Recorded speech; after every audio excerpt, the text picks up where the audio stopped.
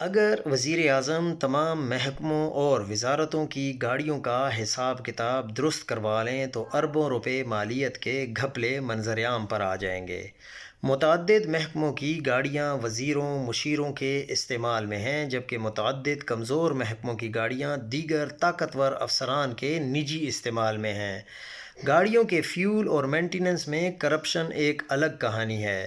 افسوسناک امر یہ ہے کہ بہت سی گاڑیاں جان بوجھ کر کباڑ بنائی جا رہی ہیں اور اس ایک معاملے میں الگ اربوں کی کرپشن انوالو ہے۔ دراصل یہ اتنا بڑا معاملہ ہے کہ سمجھ نہیں آ رہا کہاں سے شروع کیا جائے۔ اب تک کے حاصل کردہ ڈیٹا کے مطابق پورے ملک میں اس ایک غیر قانونی عمل کے تحت آنے والی گاڑیوں کی حقیقی تعداد ہزاروں میں بنتی ہے، جبکہ ہر محکمہ اور ہر افسر گجنی ہے، اور جواب یہی ہے کہ ہمارے پاس تو ایسا کچھ ہو ہی نہیں رہا۔ سوچ یہ رہا ہوں کہ کتنے بڑے کی ناراضگی مول لینے تک جا سکتا ہوں۔